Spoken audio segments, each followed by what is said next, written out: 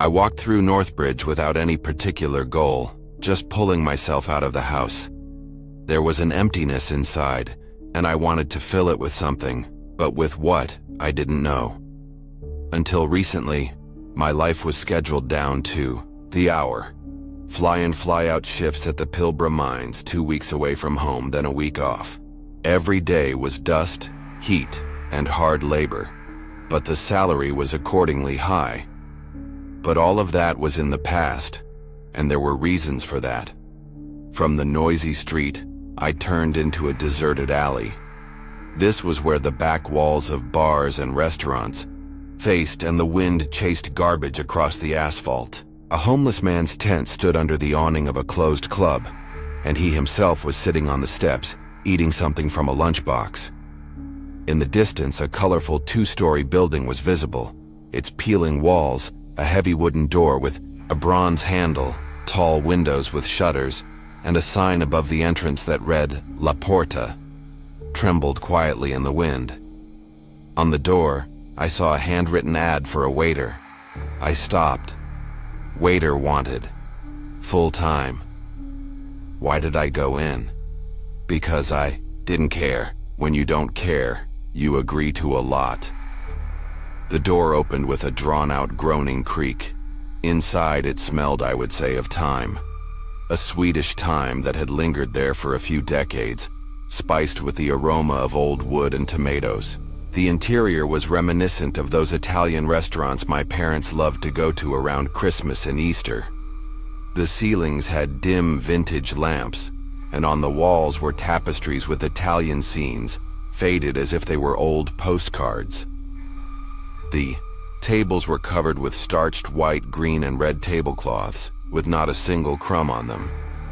On each one was a plastic napkin holder, fake flowers in chubby vases, and a set of spices that looked like they had never been used.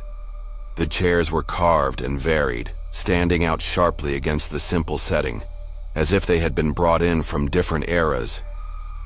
Windows spanning the entire wall looked out onto the deserted alley, and a small vacant lot leading to a park. Perhaps this place could have been called cozy in its own way, if not for the feeling that time had frozen somewhere in the 80s or 90s, and had no intention of moving on. From the speakers, songs by Celentano and Toto Cutugno were flowing, the same ones that used to play at all of our Italian parties and family feasts. I remembered how my father, an immigrant from Italy, expertly kneaded the pizza dough and then baked it in the outdoor oven he had built himself, while l'Italiano played throughout the house.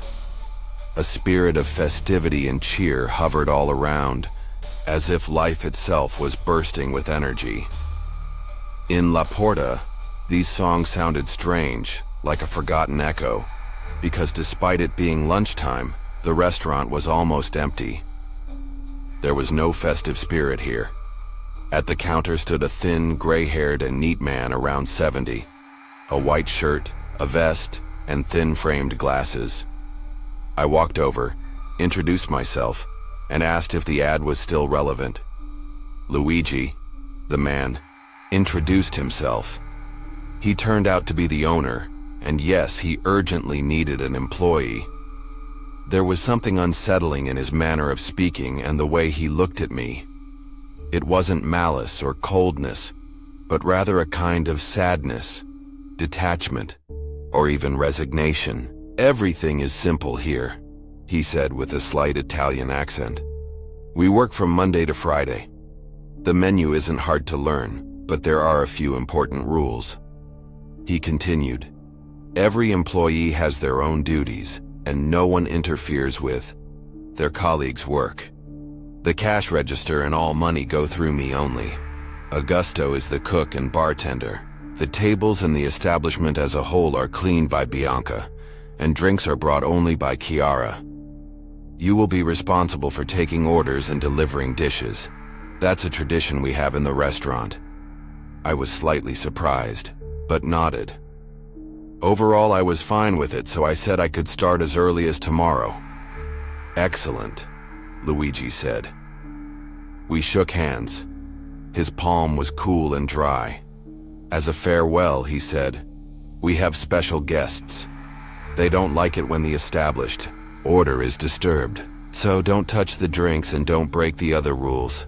I hope we'll work out." Unusual start, I thought. But at that moment I didn't care. I just needed a place where I could pretend everything was okay, erase the past and start from scratch, from the very beginning. And it seemed that La Porta, which translates to the door or the gate, was a perfect fit for that. The first few days went by quietly. The restaurant wasn't particularly popular, but it had its regulars, each with their own strangeness, each in their own silence. I especially remember a man in an expensive suit who always sat at the same table by the window. He would arrive precisely at noon, order a glass of red wine and a couple of slices of bruschetta. He would eat one piece and wash it down with a couple of sips of wine. Then he would just sit, staring out the window and nervously glancing at his expensive watch, as if counting the minutes until some event that would never happen. He looked successful, but his behavior seemed to indicate a complete loss of control over his life. There was also a young woman who always ordered hot chocolate with marshmallows and a biscuit and sat in the corner. She would arrive with a small knitted bag, pull out an old worn-out notebook, most likely a diary, and a pen. She would simply write in the margins of the already filled pages, as if having a dialogue with someone. Her lips would whisper words, and tears would silently run down her cheeks, which she would wipe away with her sleeve. Sometimes she would dip a marshmallow or biscuit into the chocolate, and her face would momentarily brighten and become somehow carefree. Every couple of days a painter would drop by. He would also sit by the window, observing the deserted alley, and make sketches on his tablet. He would order a focaccia and a glass of Peroni.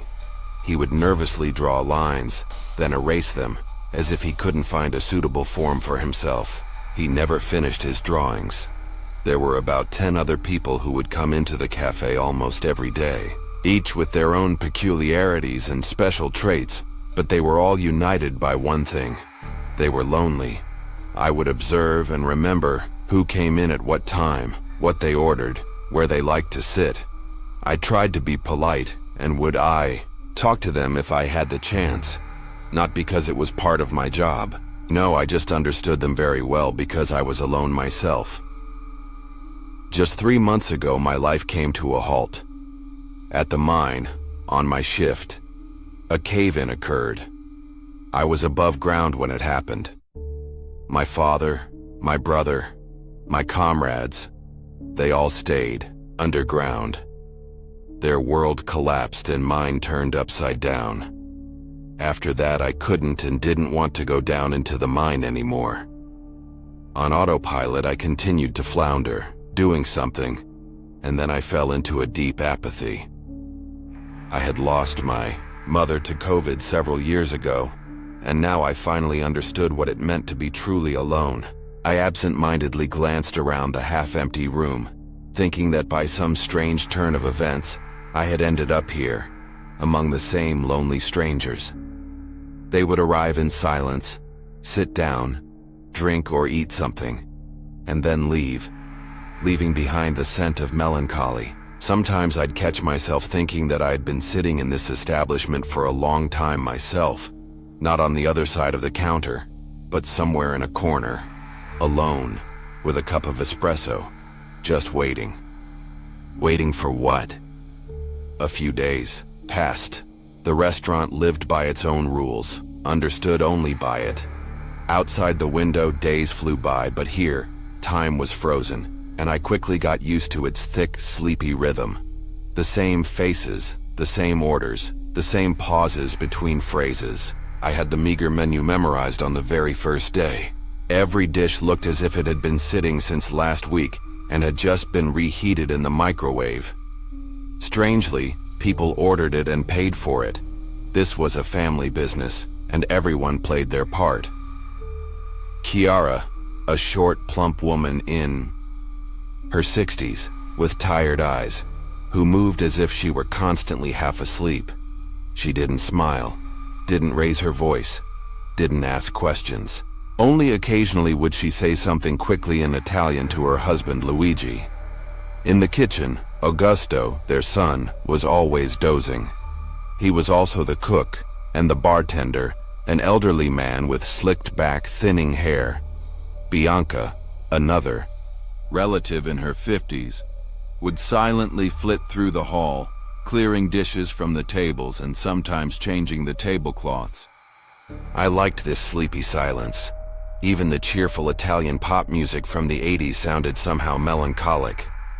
The guests, as a rule, were silent, and if they did speak, they did so quietly, as if afraid to scare away something important. I liked this place because I realized that no one here gave a damn about me. No one would ask where I used to work, how I ended up here, or what my plans were for the weekend. On Friday, I went to work as usual, at 10 a.m. I turned into our deserted alley in Northbridge and was a little stunned. There was a silent line. Outside La Porta, at least 10 people. They weren't talking, weren't smoking, weren't chatting on their phones. Everyone was just waiting. I greeted them by saying, "Good morning, what a surprise.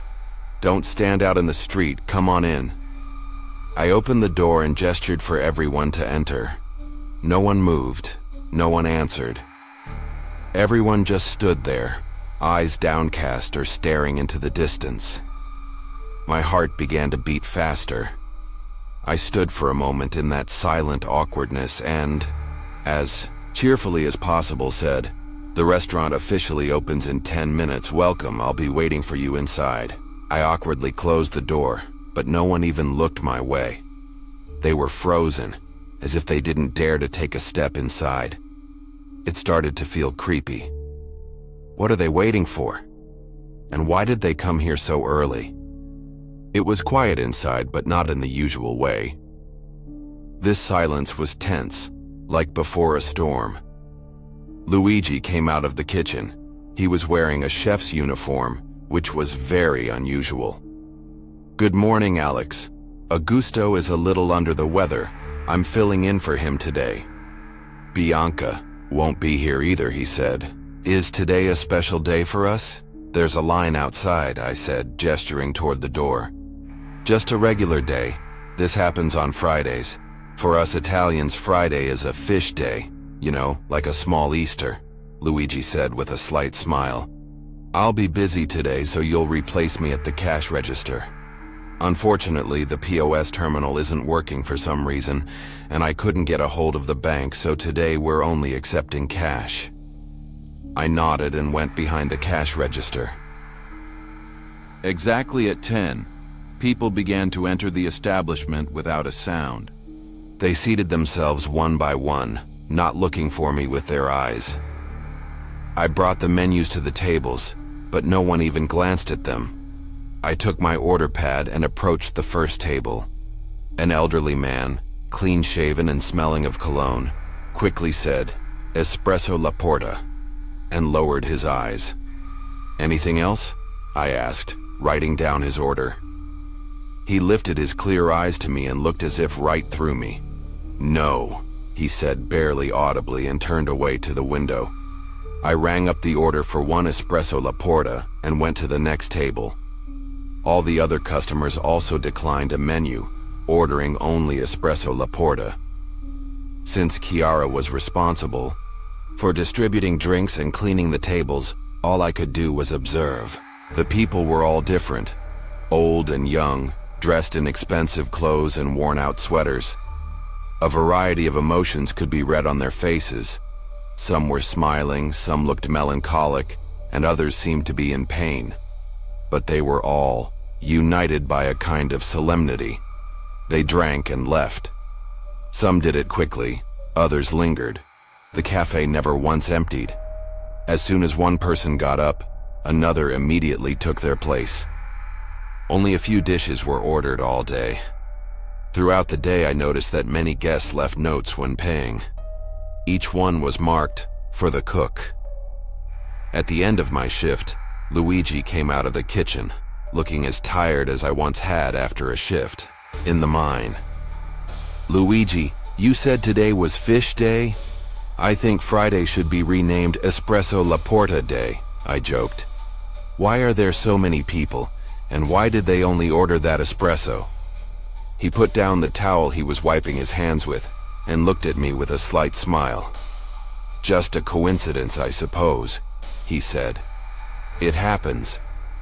Then he adjusted his glasses, as if he was about to add something else, but changed his mind. I spent the weekend trying not to think about anything. On Saturday, I went for a run along the Swan River, drowning out my thoughts with the noise of cars and my own breathing.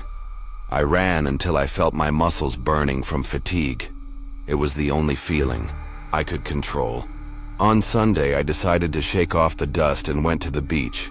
I rented a board from a rental shop. I was lucky. It was a great day for surfing. For hours, I paddled towards the waves, caught them, and raced to the shore. It was the only goal, and it left no time for memories. Finally, Monday arrived, and La Porta plunged back into its familiar viscous tranquility. The morning was the same as always, frozen, quiet, saturated with the smell of yesterday's coffee. The regulars sat in their usual spots, like frozen paintings. I saw the man in the suit slowly sipping his glass, and the girl with the notebook, moving her pen across the pages without leaving any marks. No lines, no hype for Espresso Laporta. The days flowed back into their old rhythm. Everything was as usual until a group of young people burst into the restaurant. They were like a flash of color in this gray world. There were 6 of them, 3 guys and their girlfriends. They sat at a table in the center of the hall, loudly discussing their plans, laughing and interrupting each other. The fire of life burned in their eyes, a fire that seemed alien here. They looked like aliens here. I brought them the menus, as if in a dream. They ordered several large pizzas and draft beer. The other patrons, withdrawn and pale, looked like ghosts against this group. I watched them, remembering how familiar I once was with gatherings like that with friends. When they left, I could almost physically feel the cafe sinking back into its usual drowsiness. Everything was as before. It was as if nothing had happened. No laughter, no smiles, no joyful chatter. And something inside me just snapped. I needed to get out of this swamp. When Friday came, I immediately felt a strange sense of déjà vu. Once again, there was a silent line in front of the restaurant before it opened. This time, I quietly went inside without saying a word. A clammy sweat ran down my back.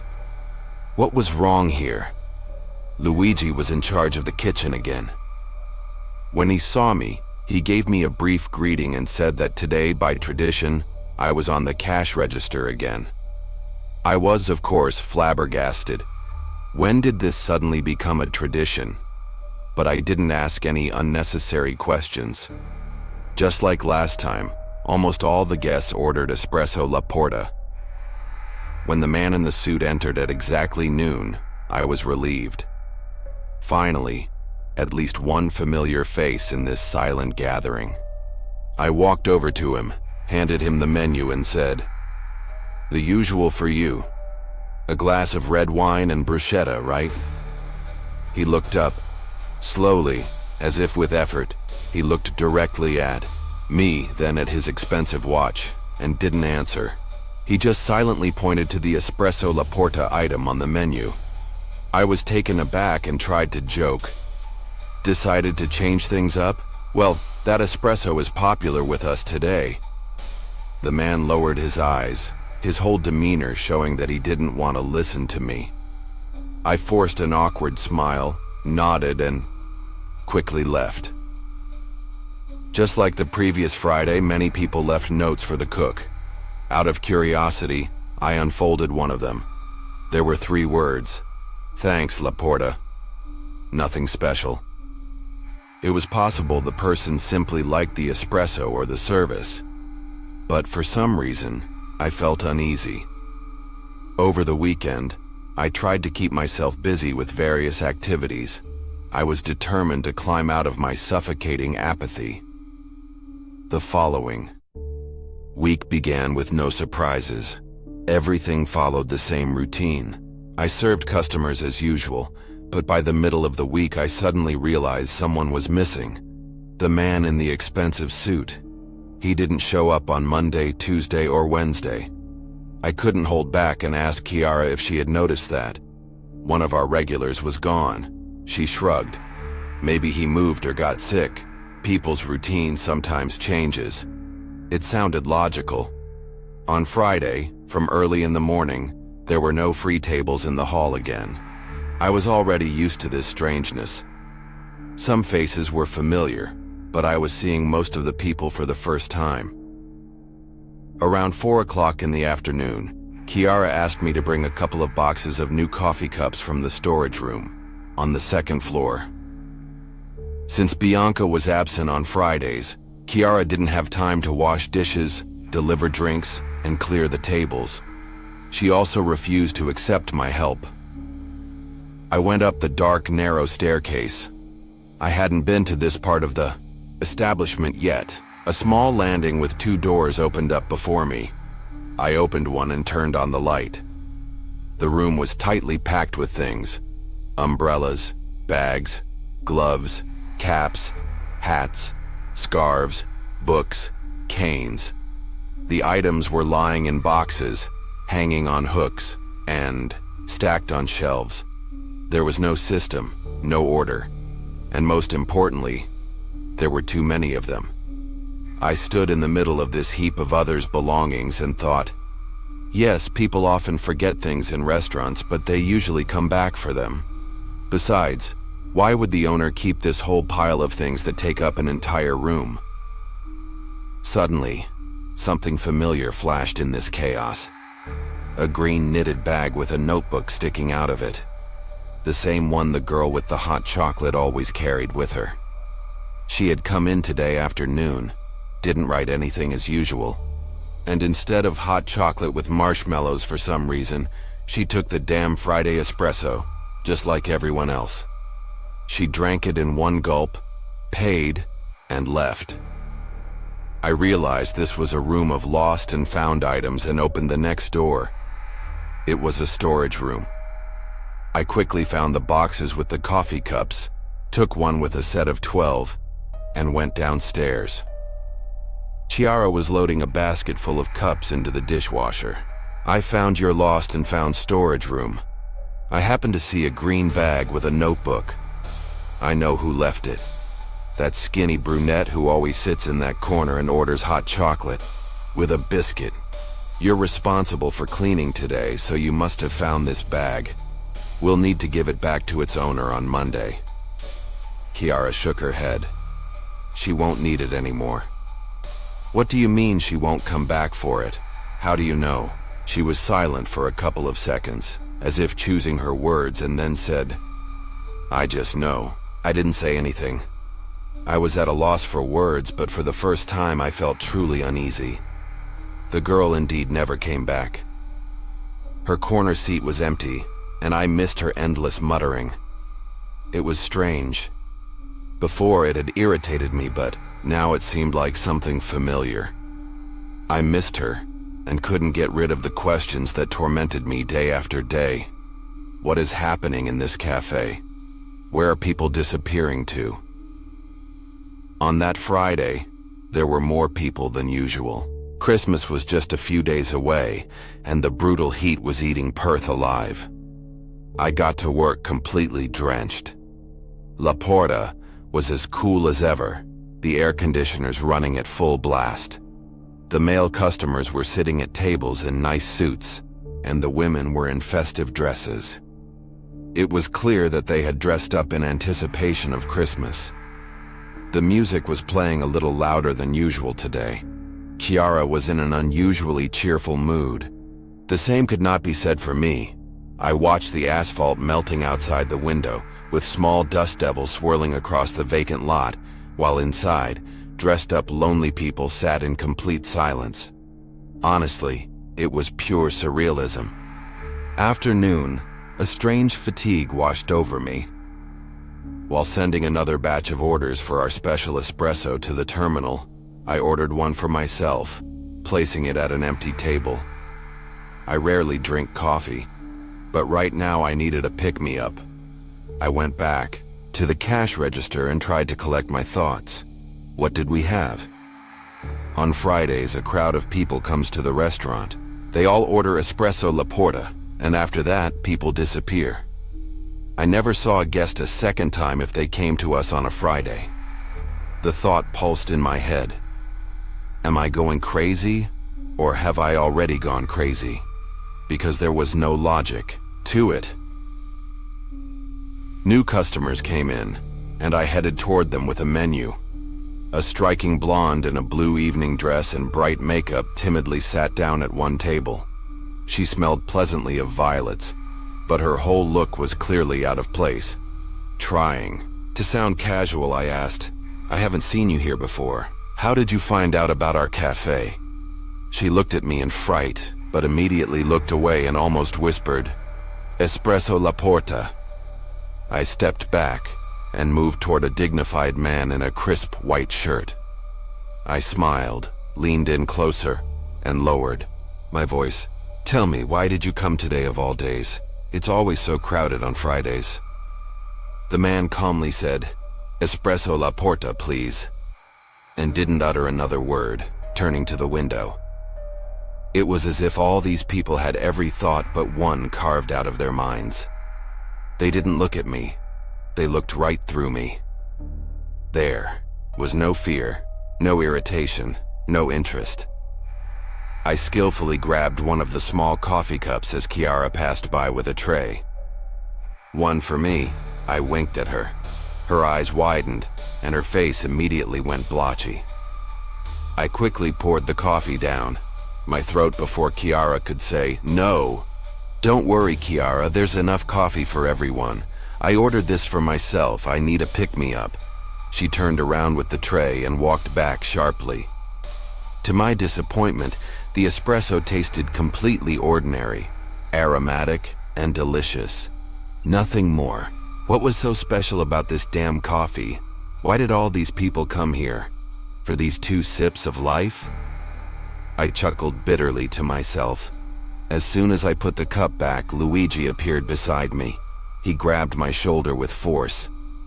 "What did you do?" he hissed. You shouldn't have. He quickly turned around, checked if anyone was watching, and dragged me into the kitchen. I didn't resist. He closed the door behind us and grabbed me by the lapels. His face was red, and sweat was streaming down his forehead and temples. His eyes were wide and full of fear. "Listen carefully," Luigi said in a trembling voice. "You have to go to the hospital right now, urgently. But if everything comes out, it's the end for me, for this place, and for the hope of many." "Wait, what are you talking about?" I backed away, but my back hit the wall. "What hospital?" He looked at me as if he'd seen a ghost. "The coffee has poison in it," he said quietly. "You shouldn't have drunk it. On Fridays, those who want to leave come to us. La Porta helps them. Quietly, calmly, without pain. It's their choice. They order the special coffee and leave. They leave peacefully, you understand?" I began to speak, but I couldn't finish. My head was pounding, a sharp pressure squeezed my chest, and my pulse began to race. I slid down the wall and sat on the floor. Luigi knelt beside me, his eyes, which had been full of fear, softening. "You didn't want to die, did you?" he said quietly. "You didn't, did you?" I didn't answer. The faces of my friends, my father, my brother, my mother flashed before my eyes. Their laughter and their eyes, the faces I had so painstakingly tried to forget. They were all in their places, but I suddenly realized that my memory of them had long ago become empty. They were just a picture to me, and I felt as if I had long stopped living, and I just didn't have the courage to take the final step. And now I was sitting in this strange restaurant, having swallowed poison that wasn't meant for me.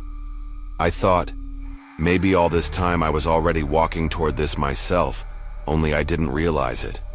Maybe if I had known about such a service, I would have come to La Porta a long time ago, but not as a waiter, but as a client. My heart was pounding wildly, and pressure was building in my chest. "You need to make up your mind," Luigi said softly, looking me straight in the eyes.